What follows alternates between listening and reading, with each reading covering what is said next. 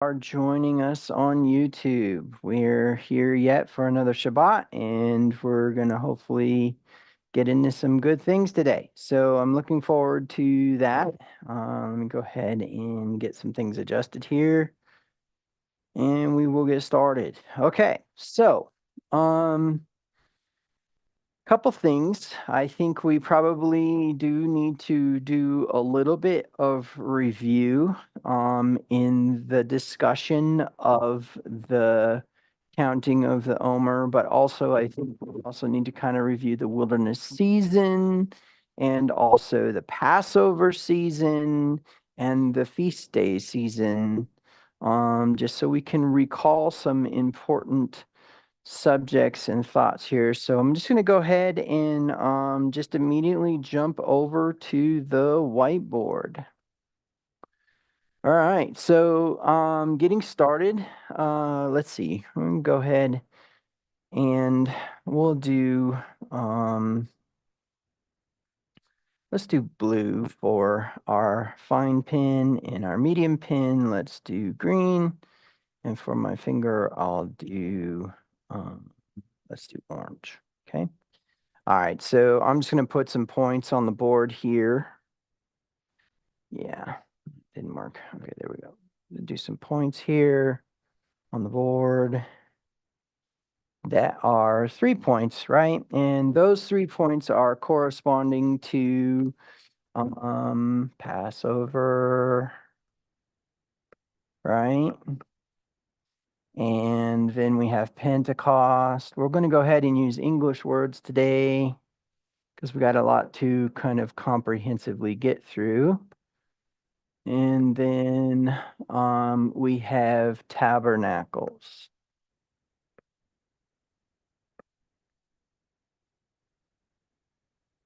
Okay. Passover, Pentecost, and tabernacles is the feast day season, which also corresponds to the flood season, right? The falling of the rain. And so we understand that the Passover, Pentecost, and tabernacles is judgment. Judgment is not some beat down from God, but is instead an equal distribution of justice. When comes out of balance and there's just too much of an injustice in one area, then justice will assert itself, redistribute, and we will get. Couple things are important. Number one is that the Passover season to Tabernacles season is the feast day season. So this entire section here, which we will draw in purple with our medium pin, are the feasts.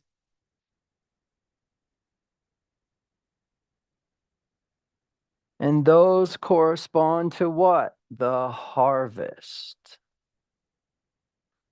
Harvest. Okay.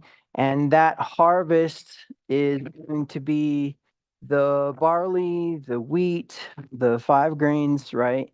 And then the vine, right? And then in the more towards the fall,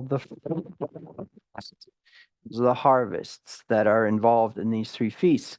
Now, the Passover season and harvest corresponded to the time in which the Israelites were delivered from Egypt, right? We know that began with some plagues, or what we would call judgments upon Egypt, some equal distribution of justice.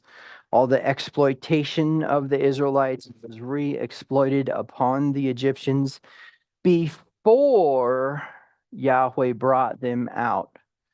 In other words, there was a time of kind of waiting and a time in which they really didn't believe that God was going to take them out, right? Do you guys remember that there was a lot of things like, for example, with the straw, right? The taking away the straw so that they couldn't make bricks. They had to gather straw and make bricks.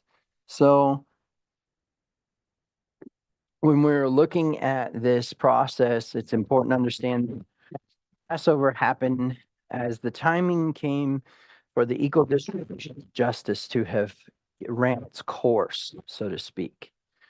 Passover, of course, being the passing of the angel over the house that had the blood on the doorposts. Passover season itself lasts from, okay, and let's see, let's do that in let's do that in yellow. Let me double check this. Yeah, I'm going to do that in yellow. And so Passover season then corresponds to this from this point to this point. People think that the Passover season corresponds to just this little area here where we have unleavened bread, but the Passover season actually lasts to Pentecost.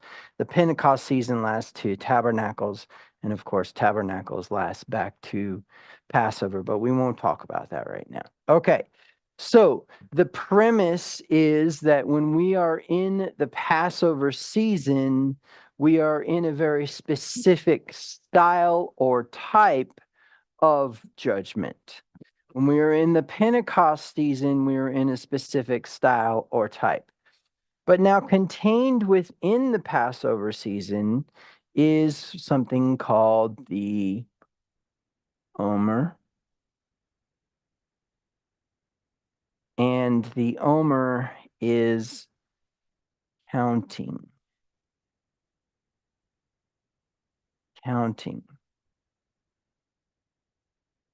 Couple things that are important here, and that would be that if you could place a mark on spiritual significance of intensity and place a mark on, and actually no, let me do it over here and we'll do it in red. And actually I will do it in red with my finger. So we have, this is like the most intense spiritual experience you can have. This is the most intense physical distress you could experience. When I say physical, I mean height, width, depth, time. I don't mean actual physical pain per se. Okay. And so if we were to then cast a line, let's do blue. If we were to cast a line from our two red marks, then we can tell that as Passover occurs, there is a decline in discomfort. Then it starts to recover itself and head back towards the time of Pentecost. And there is an incline in spiritual experience that then begins to diminish as it heads back towards Pentecost, where there's a perfect balance of physical bliss, height, width, depth, time bliss, and spiritual function at the time of Pentecost. And then, of course, we have it occur again where there is a decline and an incline. And there is a incline and decline. Remember, in fact, you know what? I'm going to do these in different colors so that we trace their path beyond just the point of Pentecost. So let me see. I think what I'm going to do is just to kind of give a idea of discomfort. We'll draw the line from Pentecost in orange for discomfort. And then we can see this huge incline in comfort, eventually declining back to a balanced state at tabernacles. And then, of course, we need to do the same thing. We're going to do it in a different color. Let's say we do it in dark green. That's going to show up on the board, but we'll try it. We'll do it in dark green. And actually, I got to go all the way up to that line. There we go. And then down into balance, and then into a serious decline, and then back up again. And what are these points? What are these points here? Well, this is God brought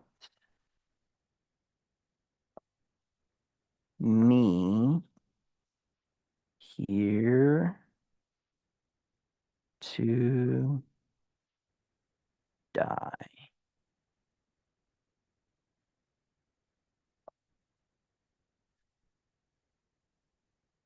And here is the fortune ego statement here. I am superior.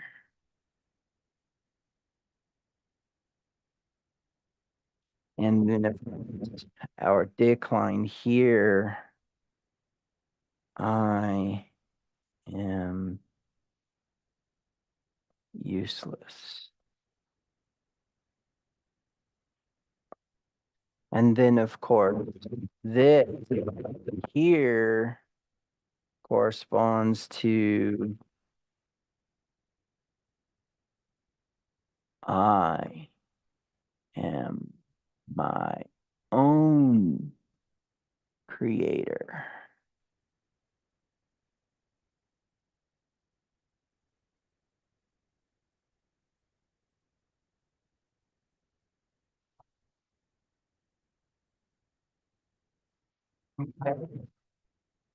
So you ego statement. These are the only balanced states here, just so you guys know. These ego statements are what causes so if we were to deal with the spiritual in terms of it being Elohim, so we're just gonna write Elohim here. Elohim, which would be proper reference to spirit. What do I mean by that? I mean that a true understanding of Paul's statements, there is therefore now no condemnation for those who are in Christ Jesus, who do not walk according to the flesh, but according to the Spirit. That the righteous, and in Romans 8:4, that the righteous requirements of the law would not or would be fulfilled in us who walk according to the Spirit, not according to the flesh. Okay, so we're just going to put ego here, and then we're going to put words, English words in the Bible, really what it says in the Hebrew or the Greek, but we're going to go with it anyways. So this is flesh. Let's make some very, very important points real quick here before we get too caught up in the rest of this mess. It is important for you to understand that English was not spoken at the time of Christ. English is a language derived from Proto-Indo-European dialects, okay? Mainly Germanic, but we have some Latin in our language, and of course we have some Hebrew in our language. Well, there's a few reasons why this is relevant, but the most important thing for you to know is that it doesn't really matter how to structure your belief system off of the things that Paul or Yeshua or Moses or somebody else says, if you're reading the English Bible, you are distorting. Now, I know that that sounds kind of messed up, and I know that you hear me at times using English terms from, for example, he made him who knew no sin to become sin for us, that we might become the righteousness of God. That is a very legitimate use of the English language, but it's not what it actually is in the Greek. However, to make the point, you so as much as that sounds hypocritical, I promise you the intention behind it is not to tell you to do I say not what I do. It's to tell you that you need to understand sometimes things say things in the English that don't necessarily correspond to what it actually would say in the Hebrew or what it does say in the Greek New Testament. So there's a few reasons why that's important. Number one is because it doesn't say spirit. It says pneuma. Now that was the Septuagint interpretation of ruach. Now it is very important when we discuss this because why? Because by the time we get to English, we have lost something very, very important. So the first thing that you need to know is that if a self-respecting Jew teaches Torah to a Gentile, then he's no longer a self-respecting Jew. You need to remember the Gentiles were not in covenant with Yahweh. They were considered confused, without God. They were considered pagans in the sense that they worshiped the wrong things. They worshiped objects instead of, because they worshiped the earth. They worshiped stones. They worshiped wood. They did not worship the creator of those things, right?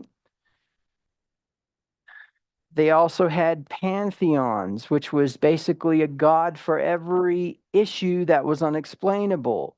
Fertility, cultivation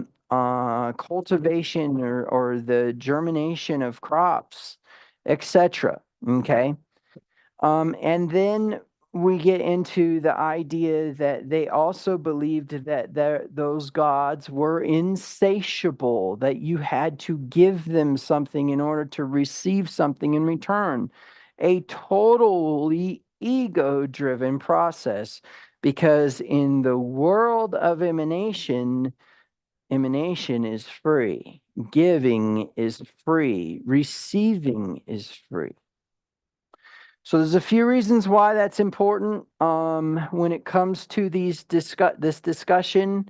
But what I want you to think about is the statements that are coming into play here. Okay. And so now let's get back into this. So why do I say this? I am useless. I'm sure that's the only question that really actually kind of comes out in your mind is, where do we get that from? Well, that is kind of derived and extrapolated from the information that we have. So what do we have?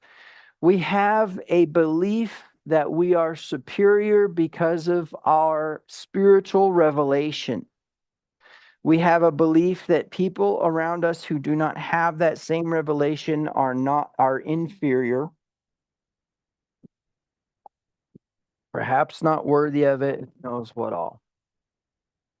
You can say this is the iconic Torah terrorist. This is the person who comes into Torah in their first year of Passover, and as they're in the Passover season, and Yahweh begins to do things with their mind, messing with their mind to try to restructure their thinking and improve the person, they begin to have an ego trip, right? An ego trip. And then, of course, we know that there was an actual diminishing of food, water, and protection during the wilderness season here, right?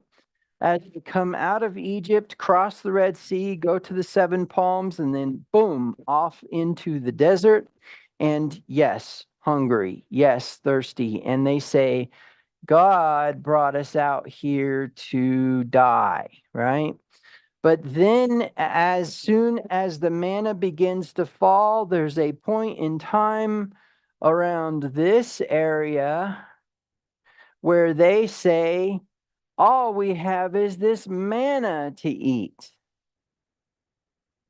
They have forgotten their hunger, and it is a fattened lamb who walks away from the flock because he doesn't need the shepherd to show him food anymore.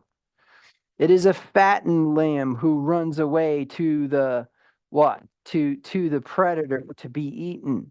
It is a fattened lamb who abandons his God and creates a golden calf. That is the golden calf right there. Now, at that same time, there's a spiritual decline because however much you stroke that ego, however much you go through that time of physical fatness, you lose touch with the part of you that is not of this realm. The Elohim, the diminished intensification of all power in the universe that you are. Now, however much that's actually a consciousness and however much that's just an influence or an intuition, we're not going to necessarily get into that today. But one of the things I want you to think about is that the harvest is actually a reaping of what has been sown. A reaping of what has been sown. Why is that important? Well, first of all, that means that no matter what you've sown, this is the season you will reap it between Passover and Tabernacles. That's when it's going to come out.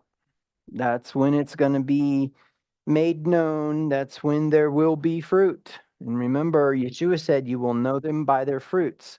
Let's talk a minute about that. There are those who believe that a person's action is their fruit. And they don't realize that action creates reaction. Action is the sowing. Okay? So if a person, let's say that we go through the process, a person has something in their heart. Let's say that we go with lust this time. I know I usually use stealing. Let's go with lust this time. And so the person is going to be, let's say we're going to say it's a male, and that he is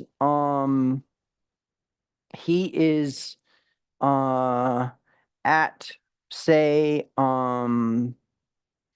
let's say that he is at the park and a woman walks by and she says hi to him, he says hi to her, she sits down and has a conversation with him. He notices the ring on her finger. Now, at the moment that he notices the ring on her finger, there are two things that need to happen. Number one is he needs to execute a protocol, and that protocol needs to have him very much change his operation at that moment. As much as possible, he needs to shift the discussion to her husband, right? What does your husband do, et cetera, et cetera.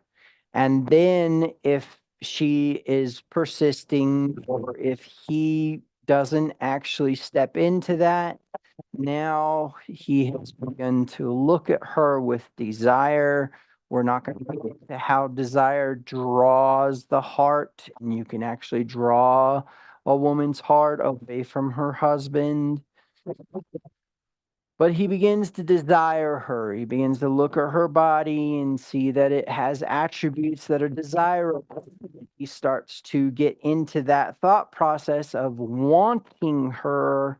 And of course, that then has what? That has become the initiation for the beginning of sin. Now, in that course of things, what has happened then is he is now what? He is now drawing her heart away from her husband and very possibly into an affair. But the principle is that when that's occurring, when that person is lusting after that other woman, lusting after that man's covenant promise, that and he's coveting her, that's drawing her to himself, then there is the idea that eventually that is going to result in sin. And if there is an actual violation of Torah, then sin, when it is fully birthed, becomes death, which means that there will be some sort of physical response to the action occurring. But having said that, one of the things that's important is that that moment doesn't show fruit. The adulterous heart is not fruit. But when a man draws his wife's heart away from him, and this could be years later because maybe at this point in time he's not married. But when a man draws his wife's heart away from him, that fruit says that he committed adultery or that he drew that woman's heart. That's fruit. When it is reaped, that's the fruit. That's the proof that something happened. So as you see somebody begin to rise in prosperity, know that they sowed prosperity. You see someone fall into injustice, into poverty, etc. They sowed into that. Now, I know that people say, oh, well, you know them by their fruits. And now this man's angry about something. And so he must be an angry person. But if there is something where they have had some sort of temper or maybe had actioned abuse against someone, then later on, all of a sudden out in the middle of nowhere, this guy gets mugged, right? Now you may say, well, wait a minute, does that mean that every single last calamity is us reaping what we've sown? Well, here's the thing. As much as an adversity is a learning experience, you're driving down the road and your car breaks down and nobody comes to help you. How many people did you pass on the side of the road?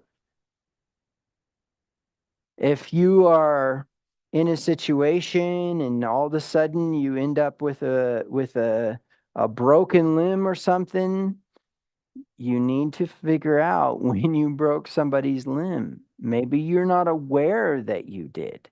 Maybe it's actually some sort of metaphorical limb, right? Okay, you guys get my point here. We can argue all day that bad things just happen, but that's not how this universe works. This universe is a huge, huge machine of reciprocation. You reap what you sow. You reap what you sow. Well, when's the reaping season? Passover to Tabernacles. And so as a result of that, some people say, well, wait a minute now. That means every time something bad happens to me, I'm paying for what I've done. Well, what happened to Christ paying for our sins? Well, there's two things that are important there. And the first one is what is actually happening in the process of Yeshua's experience. He's dying, which means what? It means that only death has been conquered. Only death no longer has its sting. Now, some people say, well, wait a minute now, our bodies still expire, right?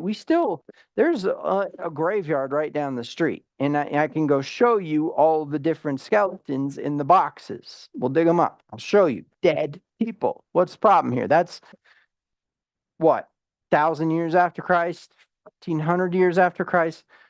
Why are these people dying? Well, unfortunately, that's one of the things that people don't understand about the word death in the Bible.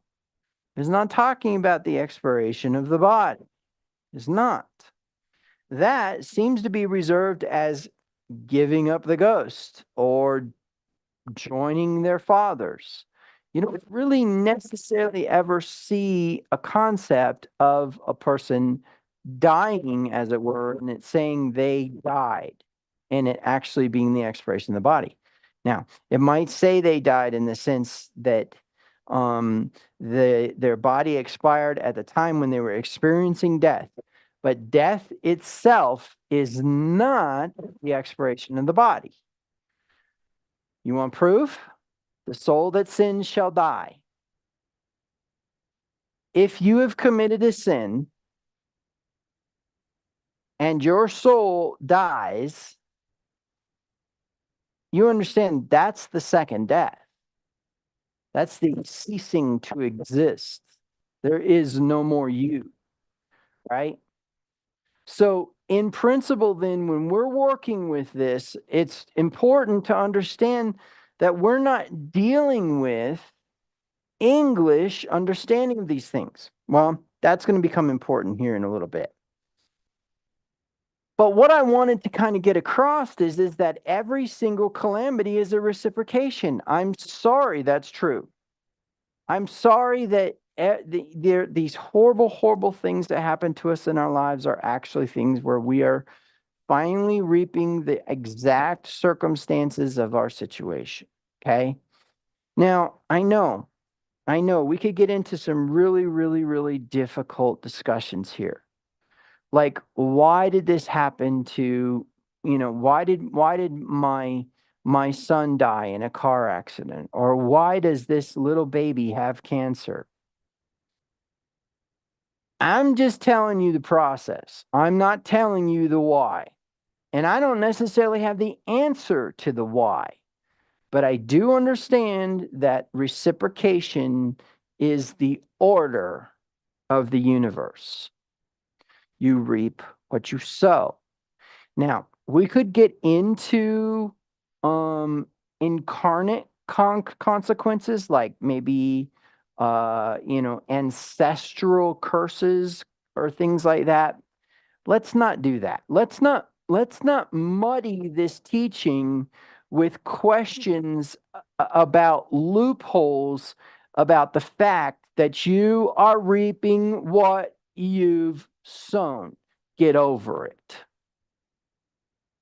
There's no way that the intensification of all the power in the universe is malevolent enough to just let bad things happen to you. You say, well, what about the Israelites? What about the Hebrew Israelites that were in Egypt and subject to slavery, etc., etc.? Do you know that word doubles as the word service? Do you know that word can double as the word service, that it is not necessarily slavery? That it could have been an actual voluntary choice to stay there. And one of the reasons it was the choice to stay there was because of the worshiping of other gods, etc., etc. Right? I want you to remember the cycle of Israel. The cycle of Israel has within it that point in time where the people cry out, but why did the infestation occur in the first place? Because they went down to Egypt and started going after other gods. Listen, get over it. Get over the fact that they went through all this calamity and God had to deliver them, And all of the calamity was just happenstance that these poor victim people went through this horrible, horrible thing. No, there was reciprocation. There was reciprocation, and a reciprocation can be upon a nation, it can be upon a people, it can be upon a family, it can be upon just one individual, and it can be ancestral, which means it can be more than one generation of reciprocation. Remember when Yahweh told Saul to avenge the Israelites by destroying the Amalekites? When did the Amalekites attack? Here, right here, in the wilderness season of Passover season, of the first Passover, of the first year of the nation of Israel. How many generations had passed? We are not talking about the same guy here. Amalek, who was a king, attacked the Israelites. Let's go through the generations here. So then we go from the Israelites going into the promised land 40 years after. So an entire generation after the people of Israel came out of Egypt. They go into the promised land. They ransack the promised land. Then it says that there was a generation who did not know war, so Yahweh left those generations intact. So let's say we go another 80 years. That gets us at the very least, to Samuel. Then Samuel, then Saul. So very possibly upwards of almost 200 years, that is not the same guy that attacked them in the wilderness. So some of your reciprocation can be ancestral. Now, I know that sucks, but it's very possible to work through that, because you got to remember, reciprocation is about balance. There's a balance being done. There's a return on investment, so to speak, but there's a balance, right? You say, well, wait a minute, what about Christ? How come are we discussing the idea that I actually have to pay for my sins? Or I have to pay for the sins of my uncle's uncle's uncle? Yeshua died. So let's get that concept figured out, okay? That concept needs to be figured out. There are sins unto death, and there are sins not unto death. For example, let's say that you kill somebody. Did you lie in wait for them? No, you did not. Okay, that's manslaughter. What do you have to do? You have to go to this walled city called a city of refuge, and you have to live and dwell there until what? Until the high priest dies. And so, city of refuge, manslaughter, death, murder. Sin unto death, murder. Sin not unto death, manslaughter. Still a sin to kill somebody, right? Okay, so the premise is then that what we've got to kind of get our minds wrapped around is the word sin. We immediately have this concept of just this dark, horrible, festering, pus-filled human being just loathing everyone around them and making the world horrible. When the truth is that if you touch a dead body, or you go into the house of a dead body, you have sinned. It's not necessarily malevolent. See, people hear the word sin and instantaneously they conclude that the person did it because they're dark. But the truth is that you can accidentally sin.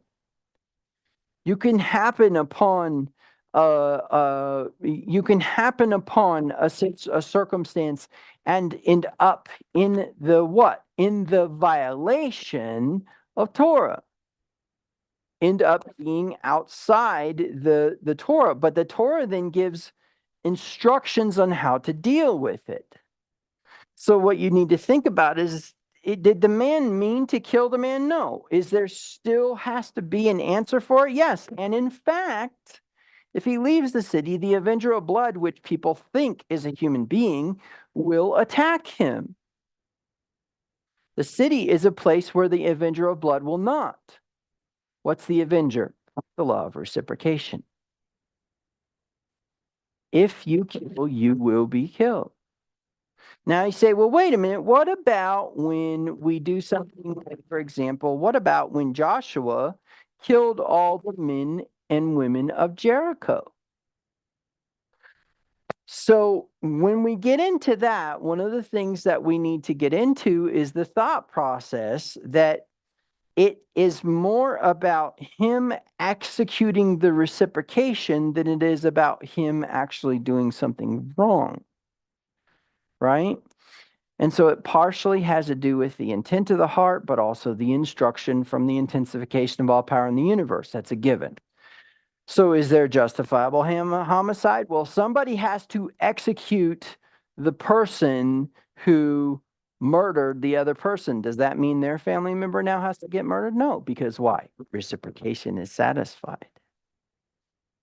You see? Okay.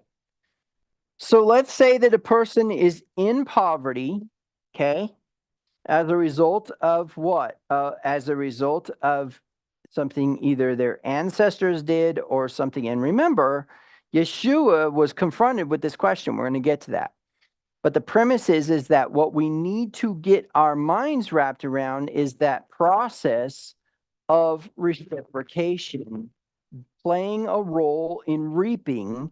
And what you sow is what you reap. And that's going to happen during this season. It's going to happen during the wilderness season. Now, the reason why that is relevant is because of what we need to talk about next. But believe you me, I don't really like this subject because it means that the times when bad things have happened to me is because I'm actually reaping what I've sown. And I know that sucks, but we're going to get into something here. There's actually a why behind it, and we're going to get to that. So the first thing that we need to do is we need to realize that our minds are in a constant state of dealing with ourselves more than we think. Every single time that you have something pressuring your mind about you, we think that we kind of put it out of our mind, but the truth is that the inner self continues to process it. So now we're going to get into something a little bit more difficult, and that is why things happen or are the way they are and what the power of their conscience is. And that's because we need to get to something even further. So this is just building upon building upon building upon building.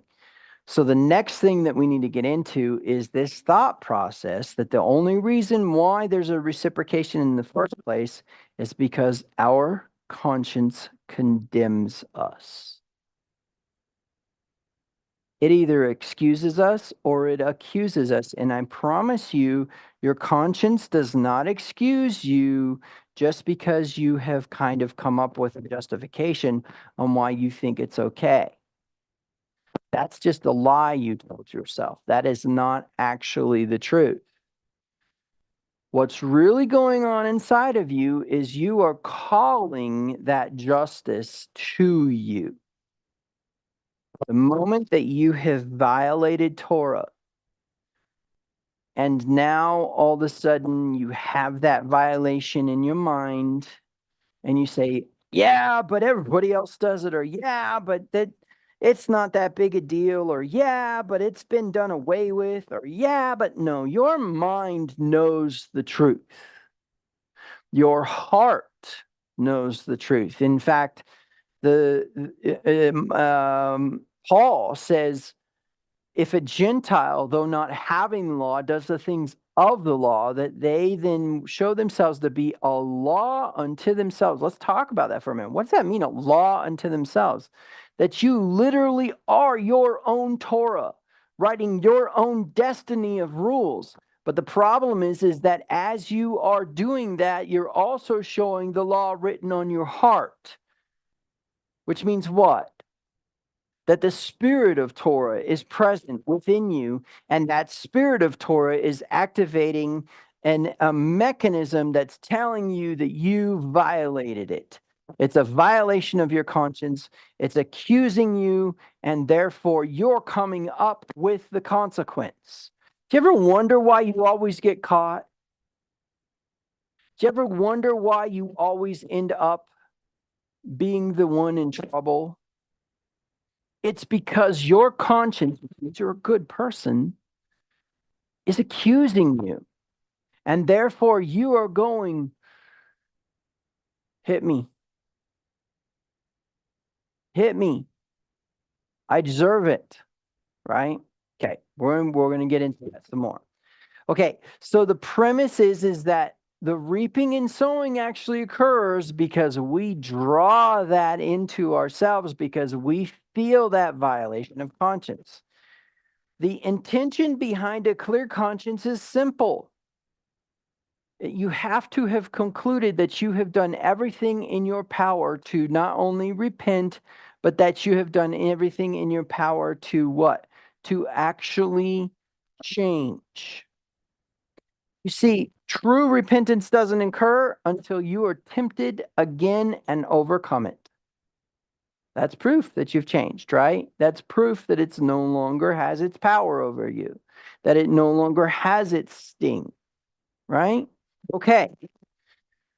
So what's my point? My point is that just as you drew, or just as that man drew that woman away from her husband by desiring her, so also do we draw the avenger of blood or the avenger of Torah to us. We draw reciprocation to us. Okay? Now here's the part that's insane about this.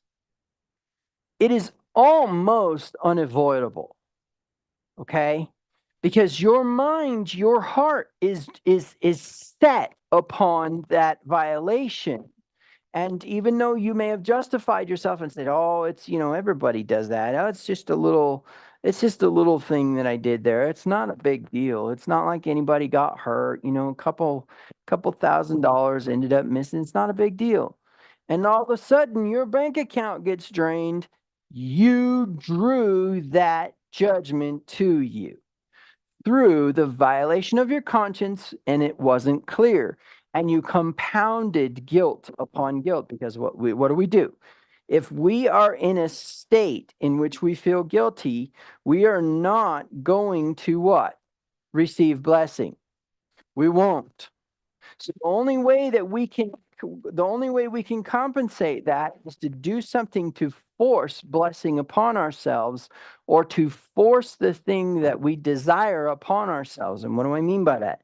I mean that if you were to actually sow prosperity and reap it, that would be one thing. But if you are in poverty because you did not sow prosperity, and then you try to force poverty, try to force prosperity, you will end up violating Torah. And in that process of violating Torah, your conscience will again be violated, and you will compound guilt upon guilt upon guilt upon guilt. And what's crazy is you'll become more and more depraved, and you will start to agree with things that are not okay. Like, you'll start to see and have empathy for people who embezzle.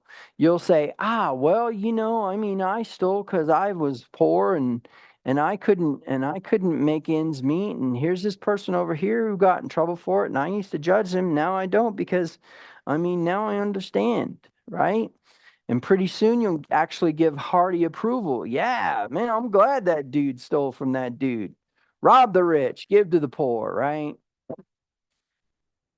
So we compound that guilt. We violate our conscience, and we continue to, instead of stepping into a state of repentance and preparing our hearts and preparing ourselves for the moment in time when we are going to be tempted again, but also that concept that we're going to reap what we sow. Because here's the thing, you can avert a sowing of judgment upon yourself that would be the result of the same thing.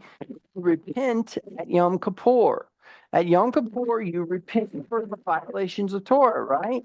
Well, then what has to happen next year? You have to be tempted.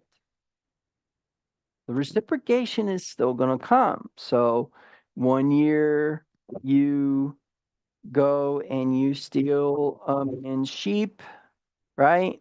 And then the next year, it is appointed for you to have sheep stolen from you, but only after you prosper like that man did.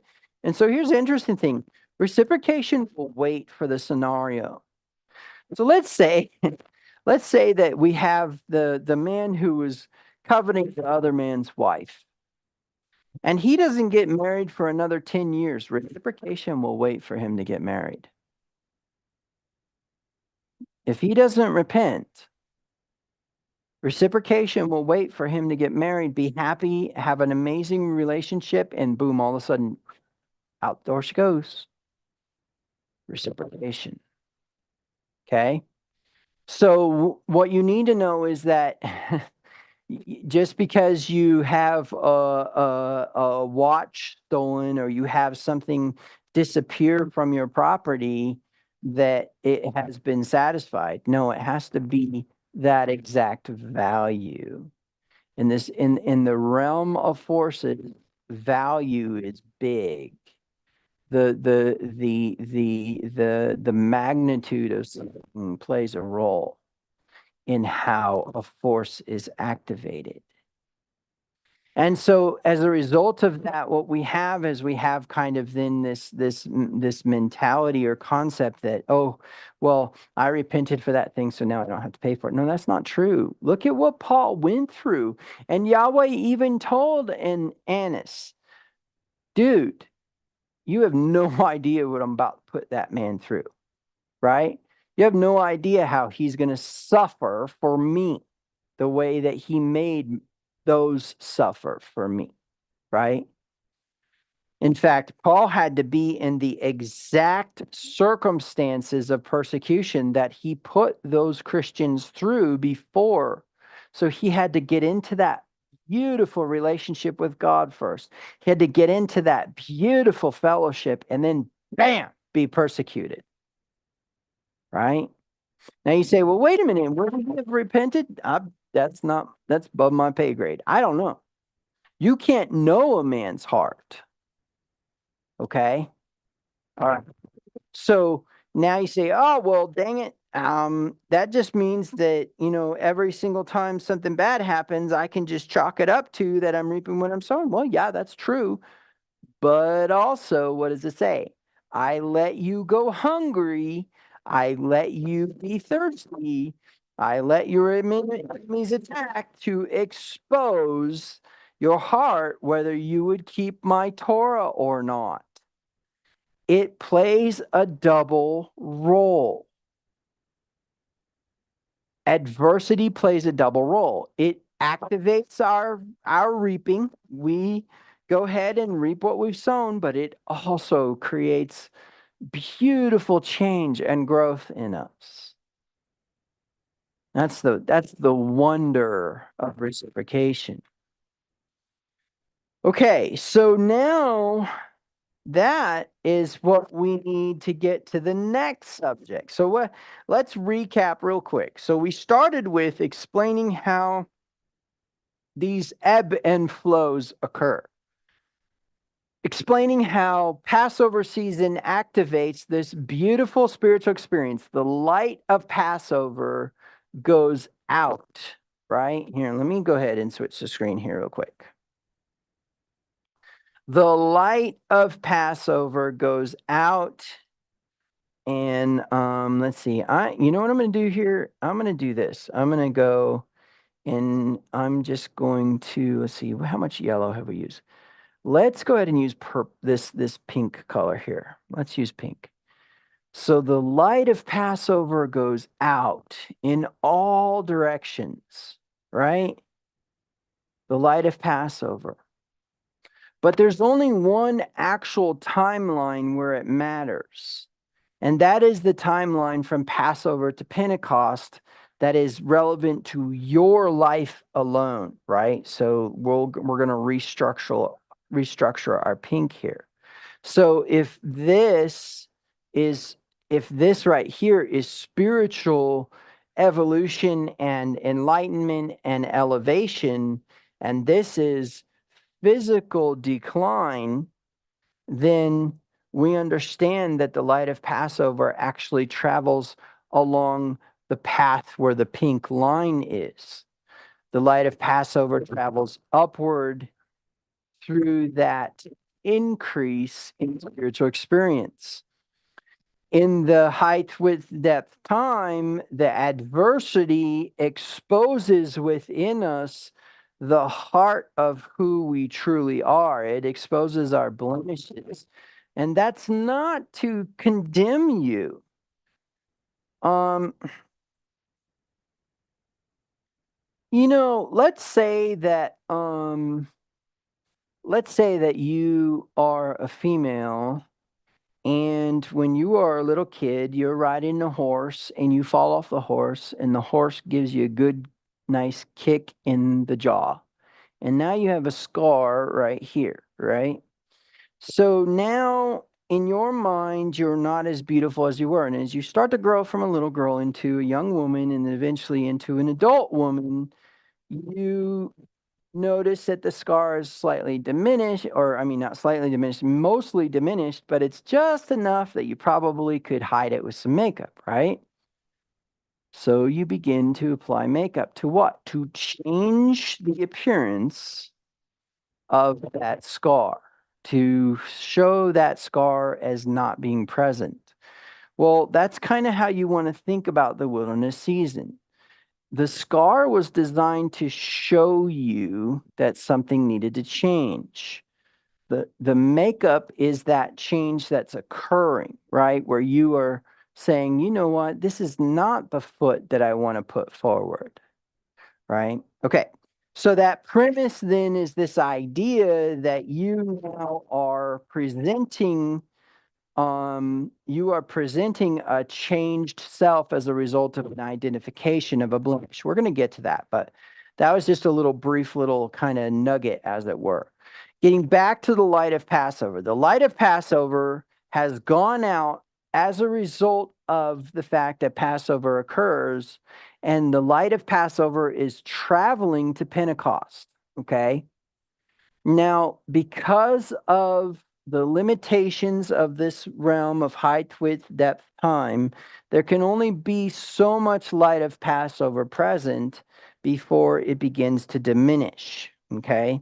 So just kind of think of it as a diminishing shock wave. As it gets closer to Pentecost, the shock wave loses its momentum and loses its energy. That's the principle of that spiritual decline, but that spiritual decline is also the result of the actual limitation of the human being in the realm of the physical, of height, width, depth, time. Why? Because in the physical, what's actually occurring? Discomfort. Why? Because we're reaping what we've sown. Okay. But we're also being hungry and being allowed to be hungry because Yahweh wants to expose our heart so that we will say, oh, yeah, you know what? I do have that darkness within me. I want to change that. Okay.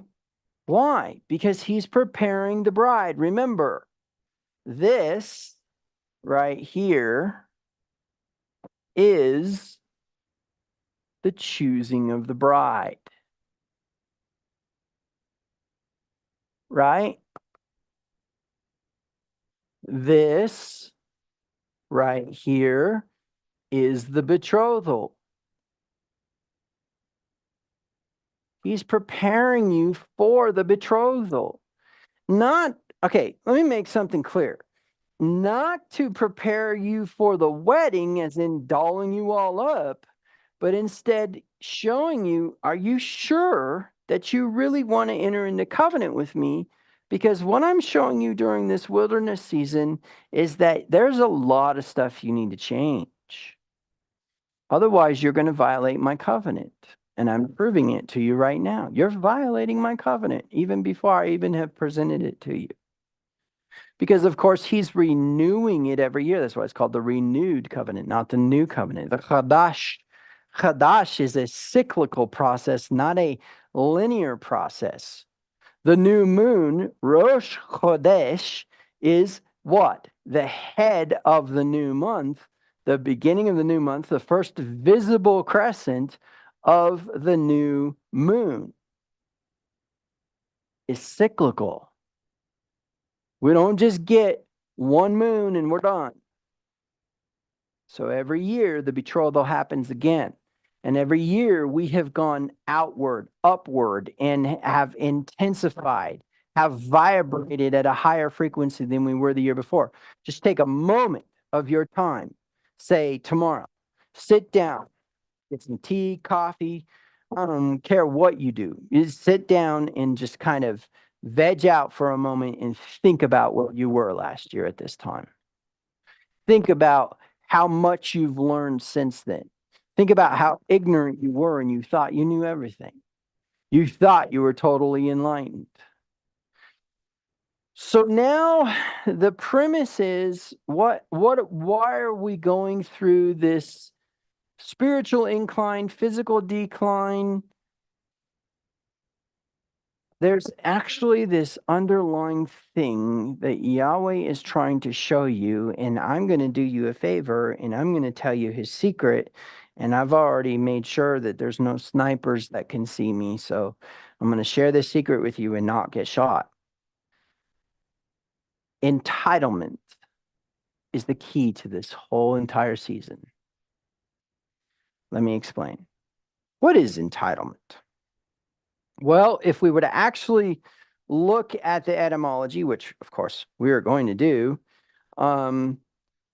entitlement is very relevant. And so let's see here. Okay, that's strange.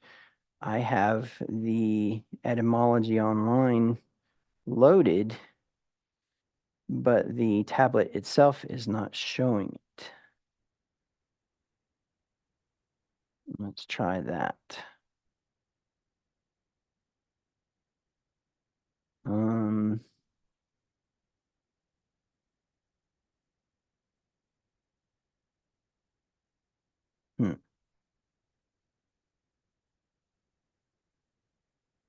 That is really strange. I'm going to assume that that's some special thing on the Apple update. And so we're going to hopefully now give a legitimate HDMI out signal.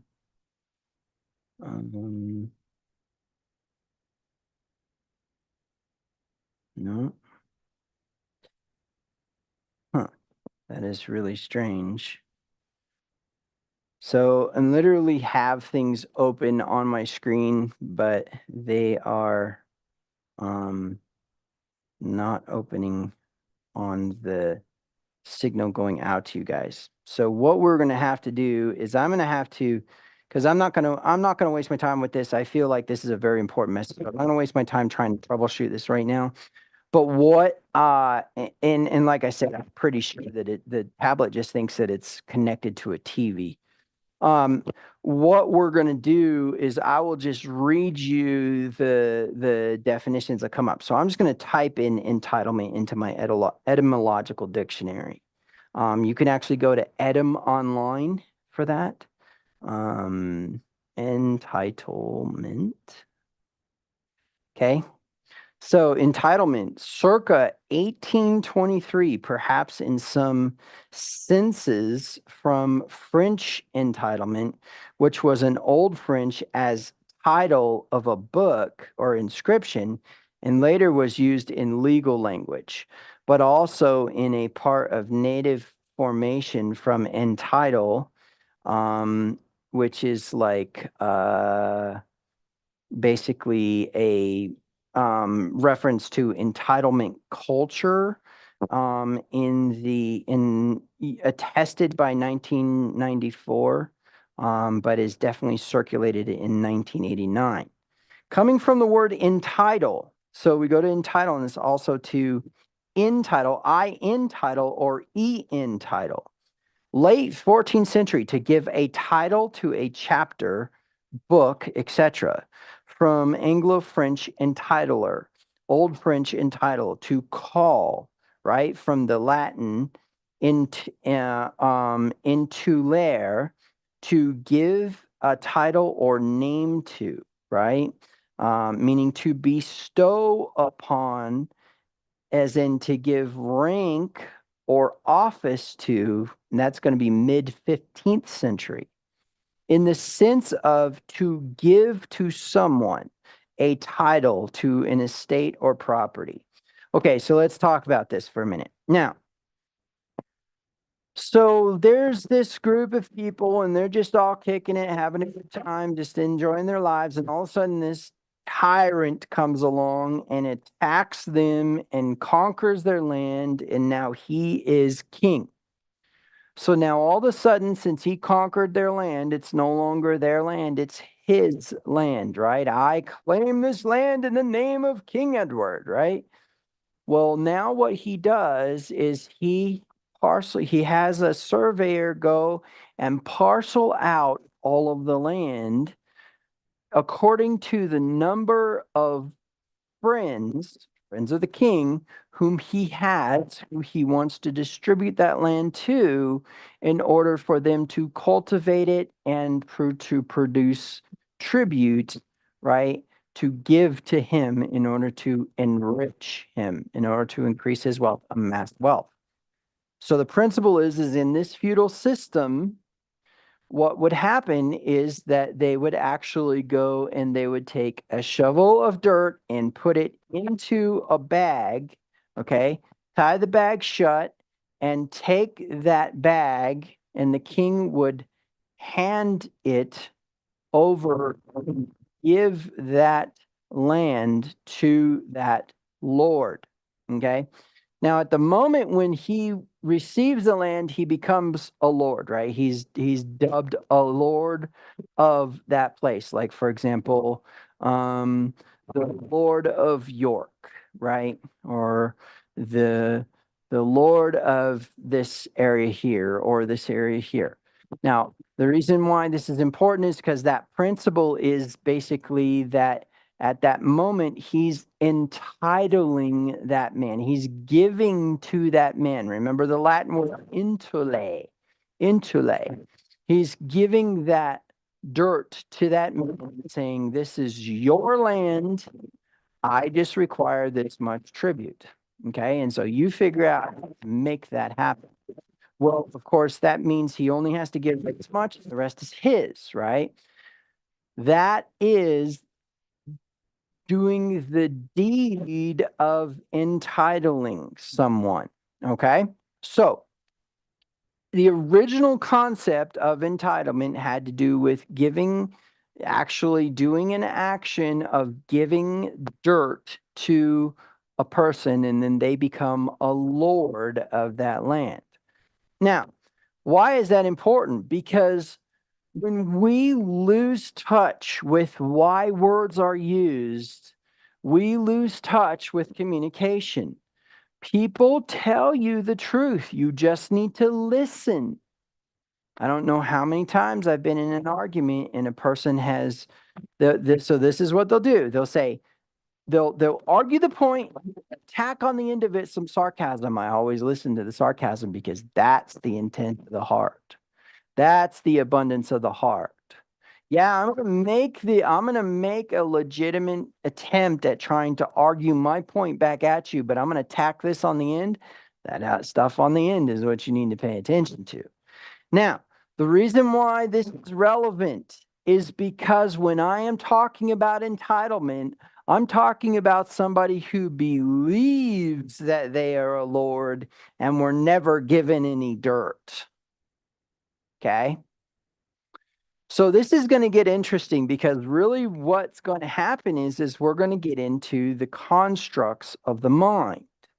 Now remember, we've worked from wilderness season and adversity to reaping what you sow, that this is the wilderness season is a reaping what you sown.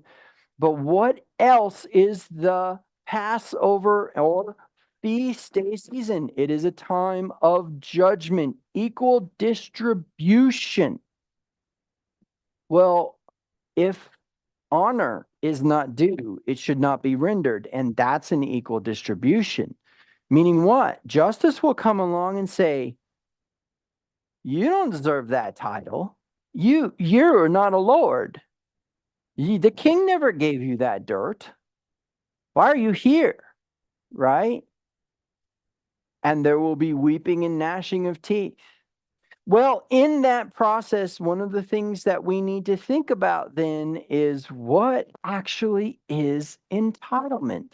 It's a belief that you should receive something that you should not as a result of you believing that you somehow deserve it as a result of some injustice or violation or whatever.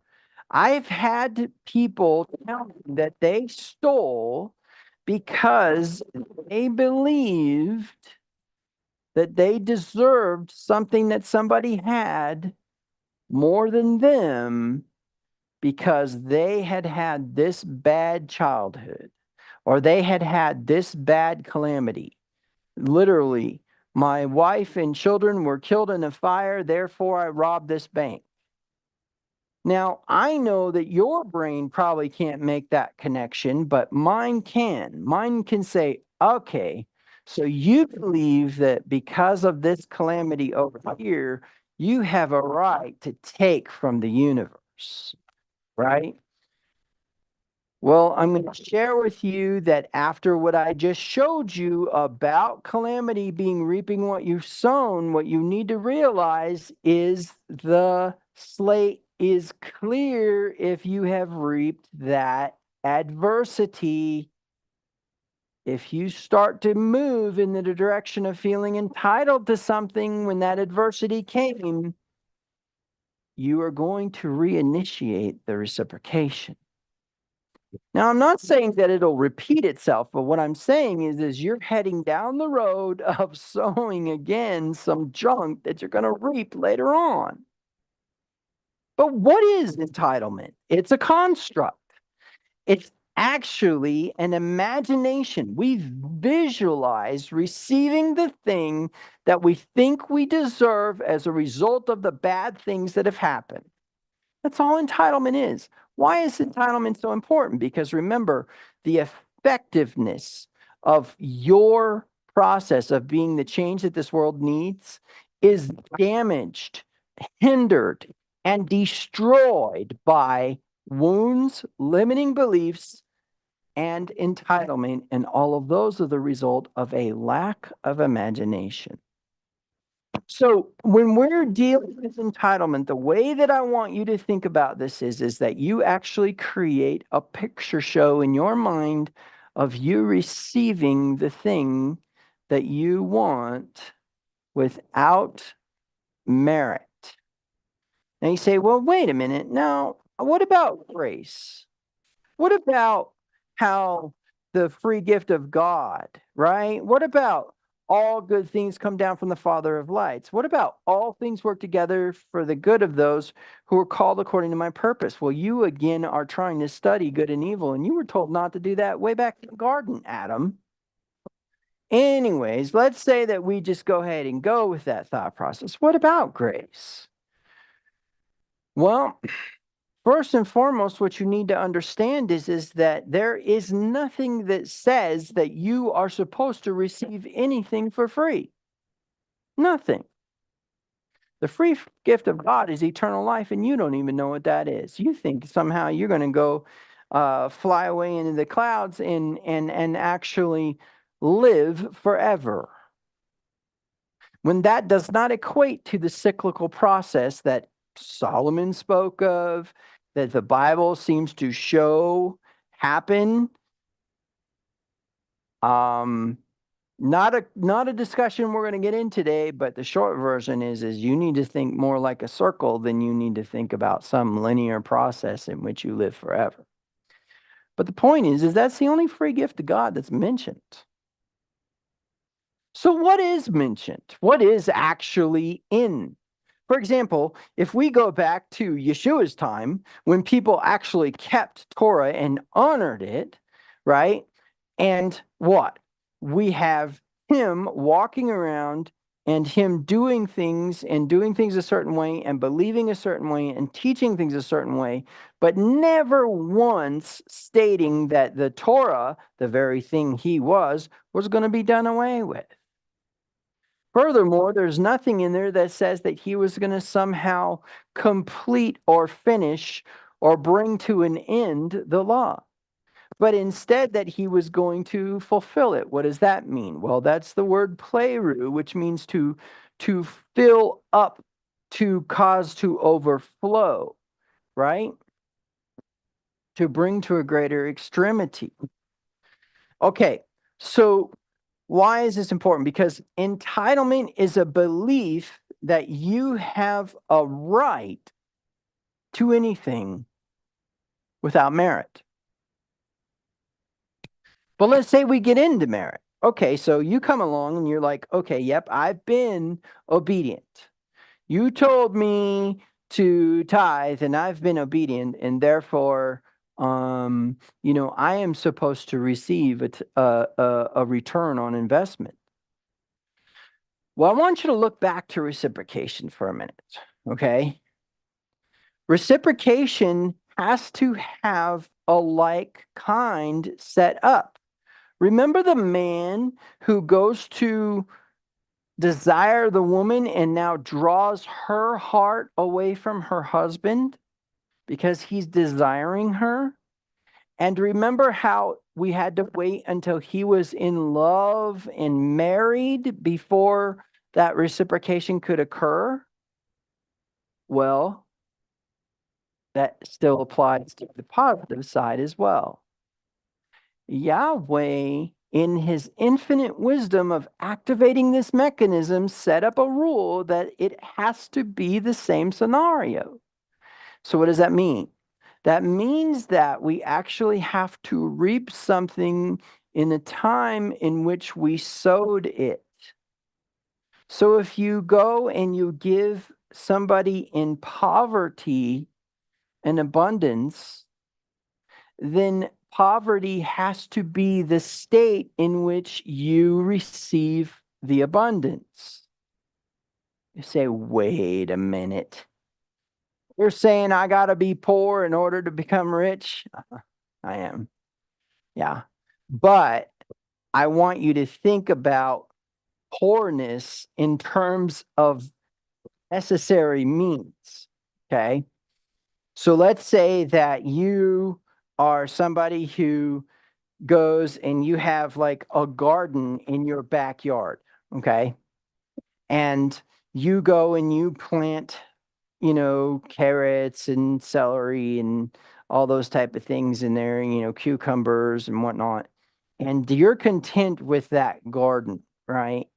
But in the process of abundance coming in, you now can expand your garden. And so you find another plot of land, and next thing you know, you've got an acre worth of a garden, right?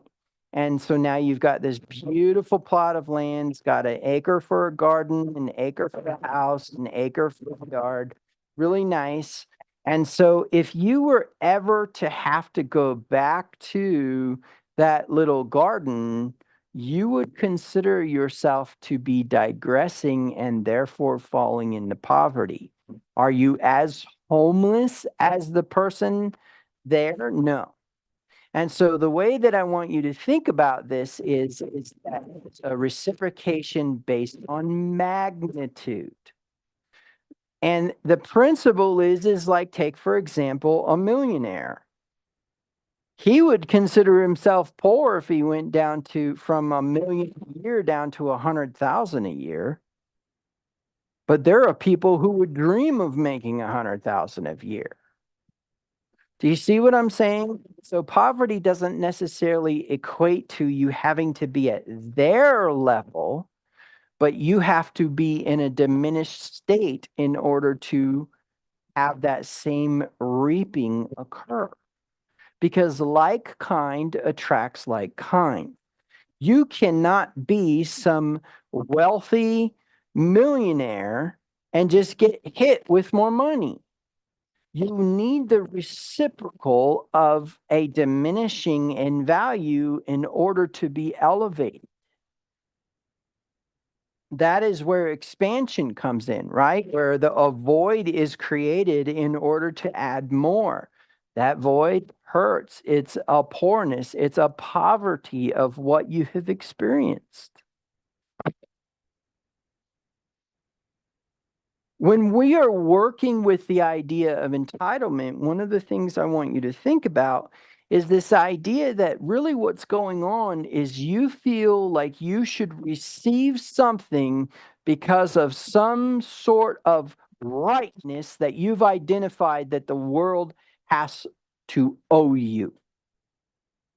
Because you have supposedly done a good thing or done the right thing, and so you deserve what's coming, right?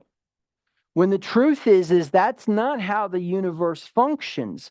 Because if you really actually reaped what you've sown on the dark side of things, remember the peach tree. Watch again. We have the peach pit. We drop it into the ground. Does one peach come out? No, an entire tree comes out. Is there only one peach on that tree? No, there's hundreds of peaches on that tree. You reap what you've sown. You drop thievery into that hole. A thievery blossoms. How much do you have to reap? A one for one. Eye for an eye, tooth for a tooth. You don't have to eat all them other peaches.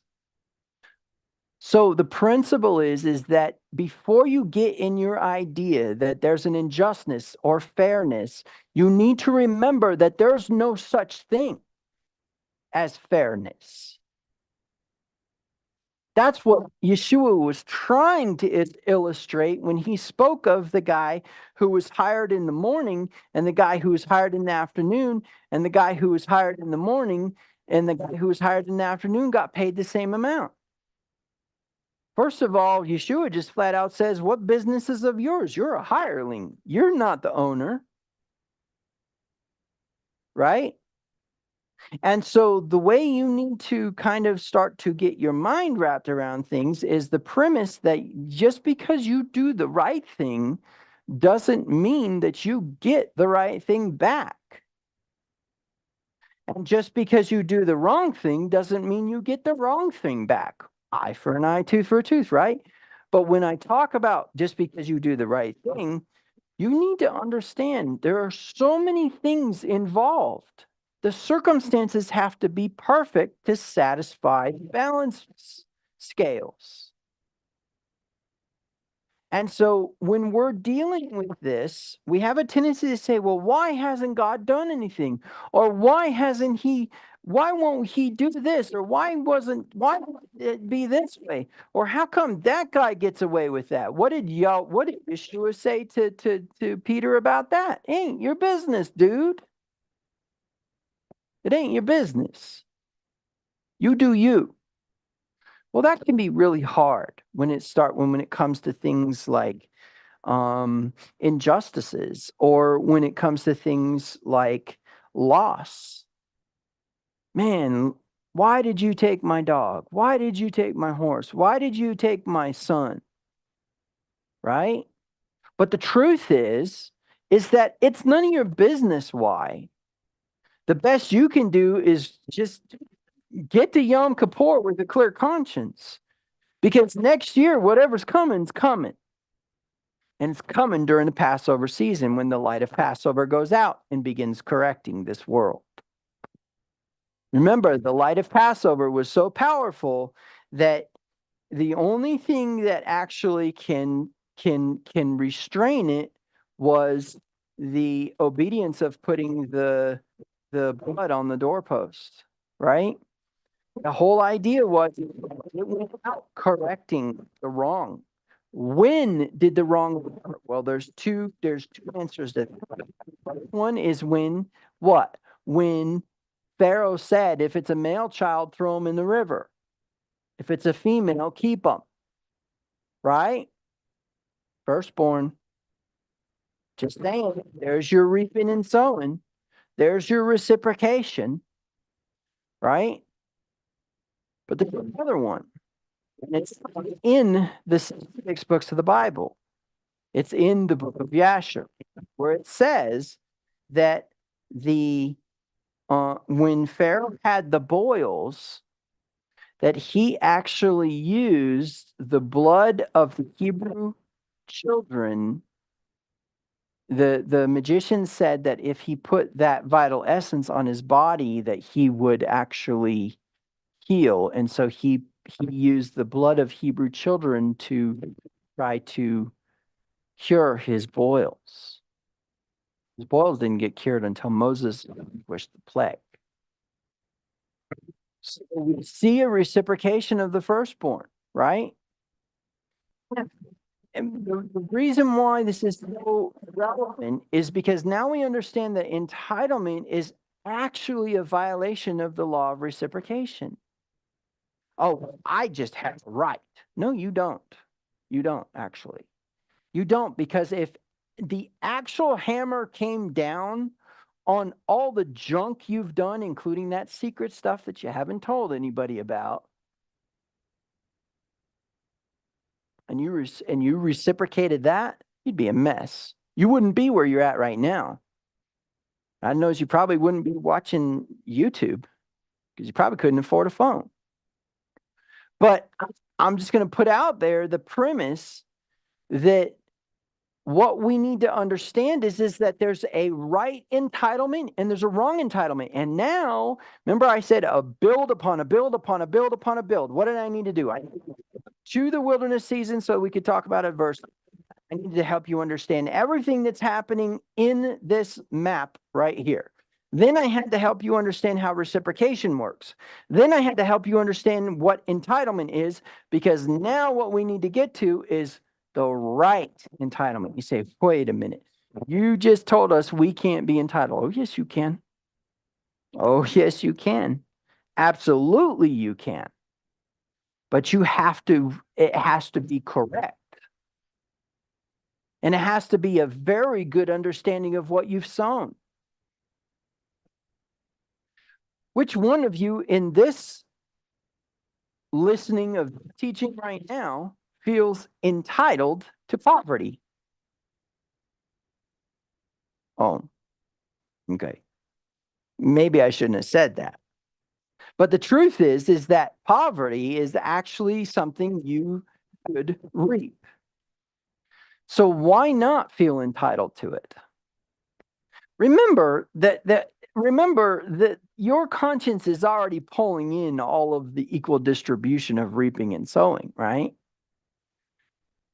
So you understand now that entitlement kind of plays a role more towards the side of what we want versus what we don't want, right?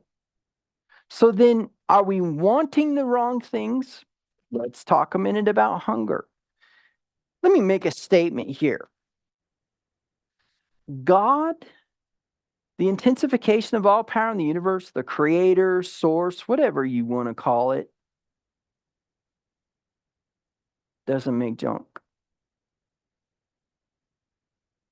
If you have a theology that believes that you were actually born with a disposition towards destruction, turn off the video now or change your paradigm. Because what we are about to encroach upon has no room for that hogwash. No room for original sin. No room for a sinful nature. Okay? But what we do have room for is wounds and limiting beliefs and so let's think about it.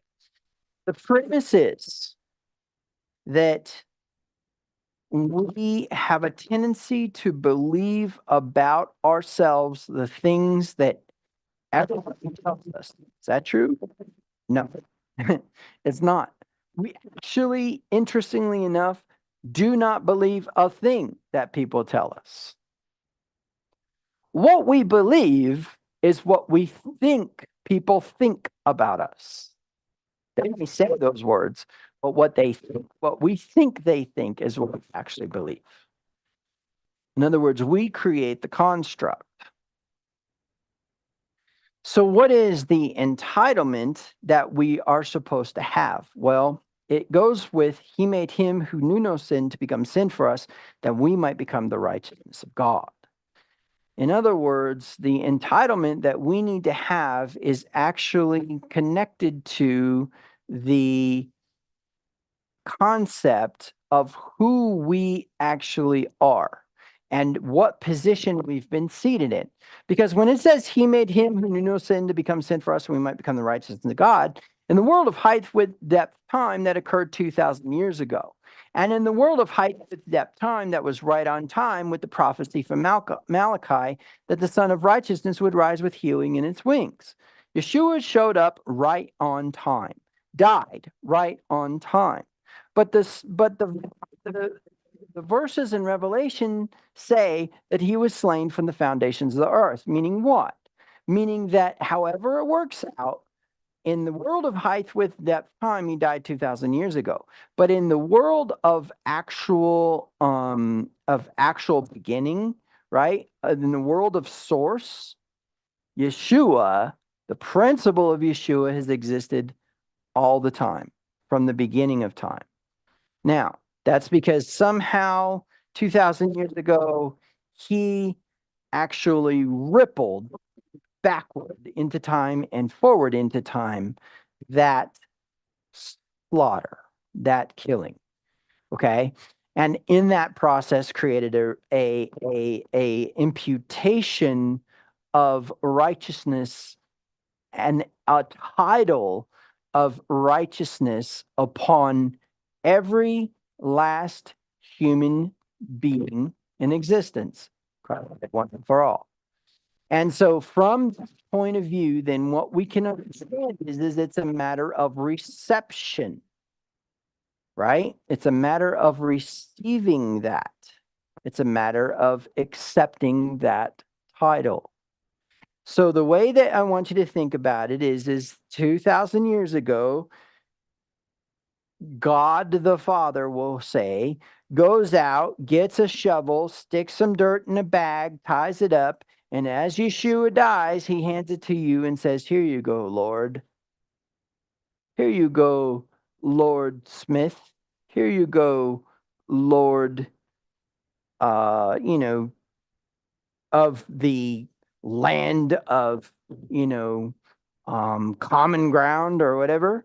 And the concept is that at that time period, then now there is an entitlement placed upon that individual. What individual? All of you. So somebody asked me once, they said, well, if that's true, right? Because I've had this discussion with people before. If that's true, then what if I want what you have? I said, well, that's coveting. It's against Torah. He said, yeah, but what if I want what you have? Well, so here's the thing. The mechanism of jealousy just lets you know where you are not walking in your potential. Because most likely, if you want what someone has, you are actually supposed to receive something greater than. Because I'm going to share something with you that's going to kind of blow your mind. Your hungers were created by God. Your deficits were created by God. You say, how? Well, let's talk about that. So what do we have? We have Yeshua coming along and saying, if you have fed, right, the least of these, if you have given water to the least of these, speaking of which, you need some water. If you have covered with a coat the least of these, you've covered me. So then he's saying he's the poor. He's saying he is the lesser. He's the poverty, right? Okay. So then that means he has become the deficit, which means what? Yeshua is the deficit, which means what? Torah incarnate is the deficit. Yeah, I don't know if you're necessarily ready for that, but the bottom line is the only reason you get hungry is because Yeshua is the deficit. Yep, that's true. He creates these hungers, he creates these desires, these wants in you so that you will draw to yourself the thing that you need in order to accomplish the task and the purpose that of which you were created in the first place. But we go through all this drama and filters of our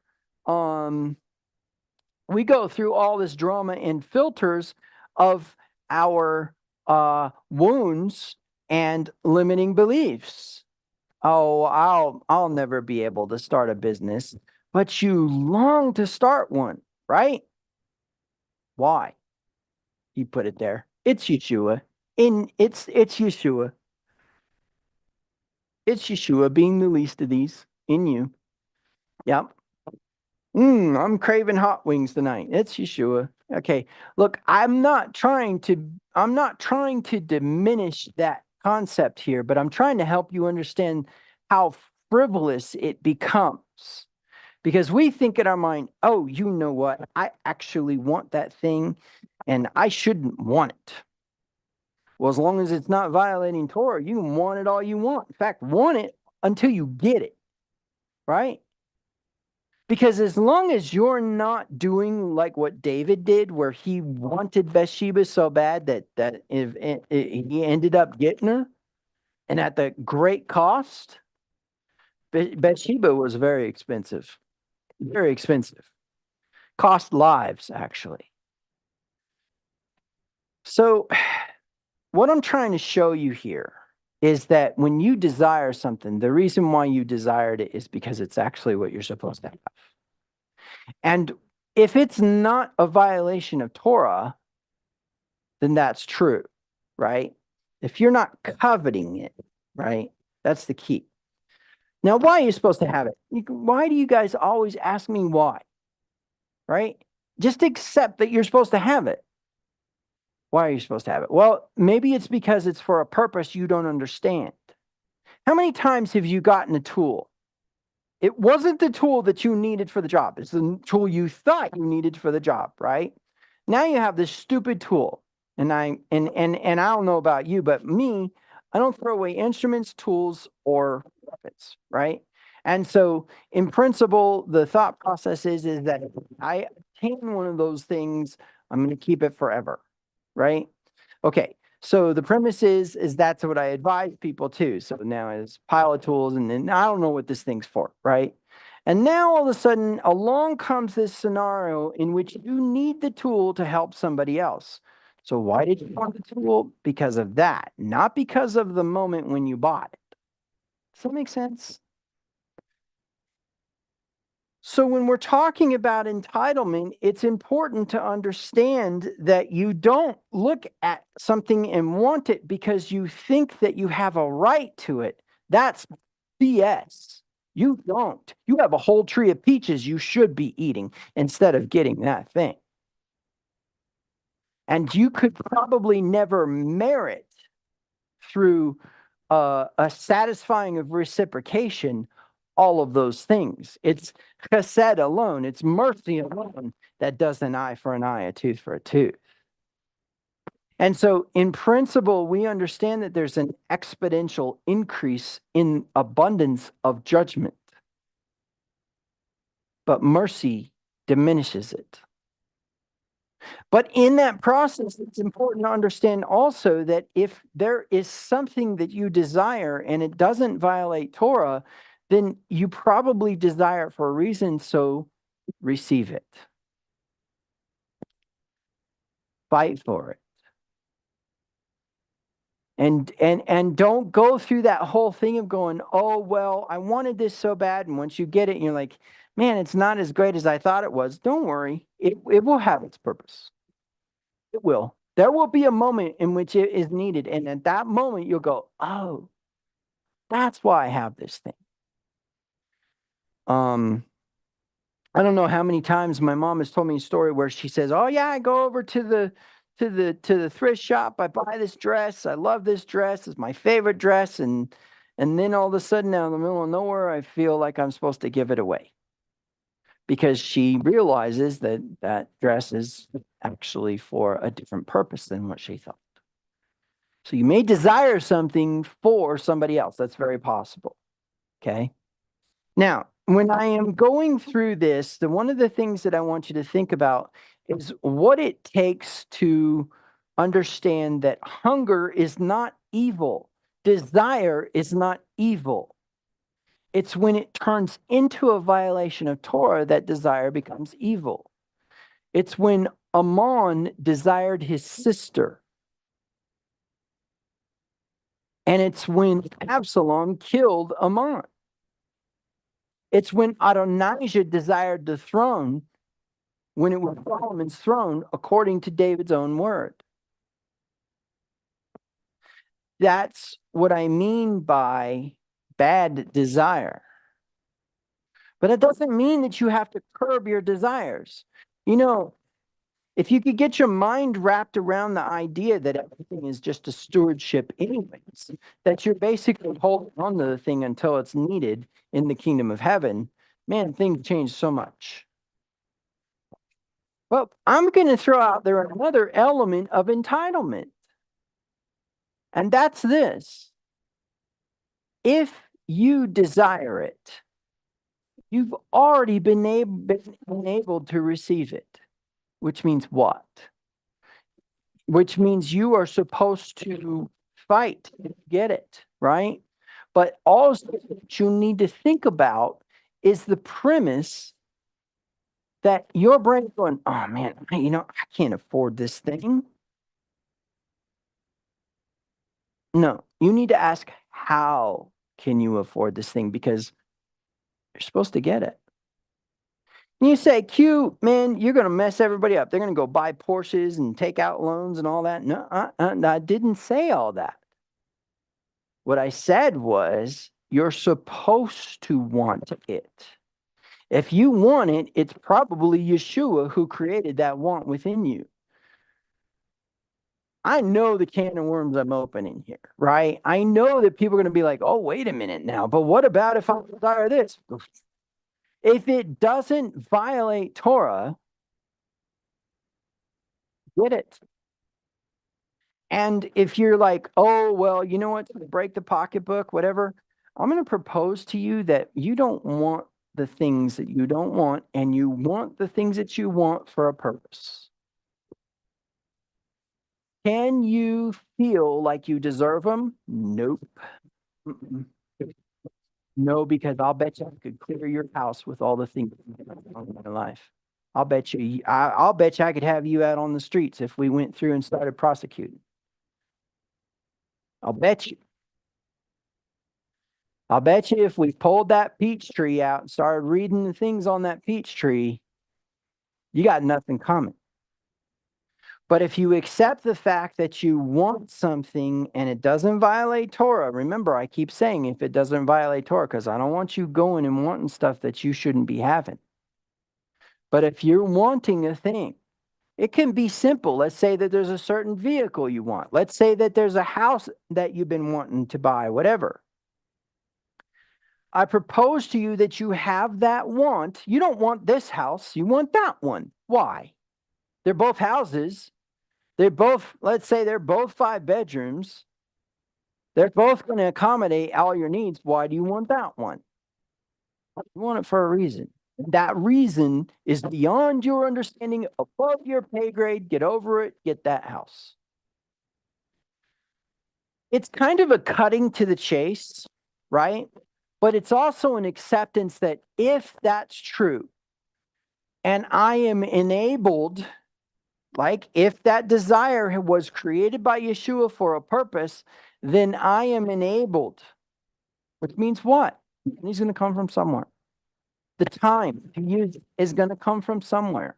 And the need for it is going to come from somewhere. It's not just going to sit in your garage and in your basement. That is a very different kind of stewardship, isn't it?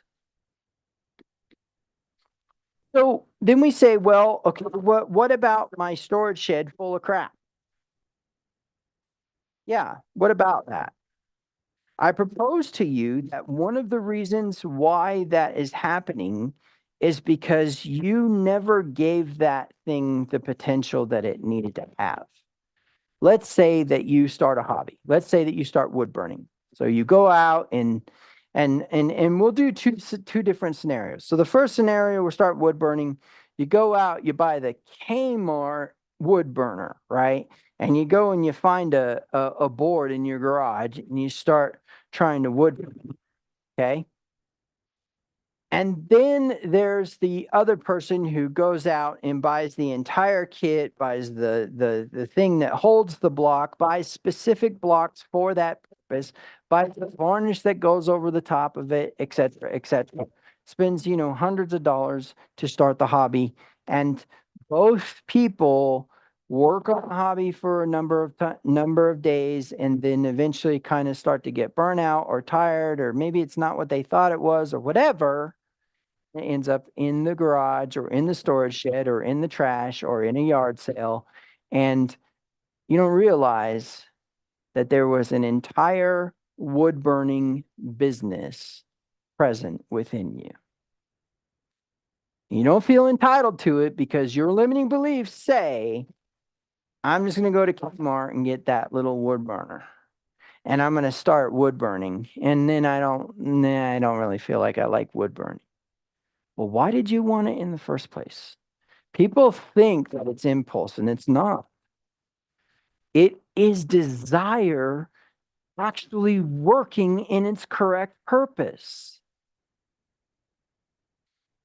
People say, well, what about, if I go and I buy too much and then next thing you know, we don't make ends meet? I get it. I get that there is this whole entire scenario that plays out in your mind, but I'm just going to propose to you that what I just said was a construct. Nowhere does it say that you actually didn't or weren't able to pay the bills. And that's a whole nother trip if your conscience ain't clear about that. But let's say your conscience is clear and now you're like, I can't afford that. Can't afford that barbecue. I want that barbecue specific. And we can't afford that barbecue. And you don't realize that you were about to, say, have a park event where you fed the homeless with the barbecue. And that a friend was going to come along and say, hey, you happen to have a barbecue? Because I got this idea. I tell you what, I'll kick out the cash. I'll buy the meat. You just do the barbecuing like you do, because you do a darn good job at barbecue. And you don't own a barbecue because you were like, I don't know, man. We really need to really need to save that money in case there's an emergency. Or worse yet, we haven't paid the light bill yet. I get it that you need to be a good steward of your money. And I get that there's an idea that you need to actually do the right things. I get that. But don't ever say, I can't. Always ask, how can I? If you want something.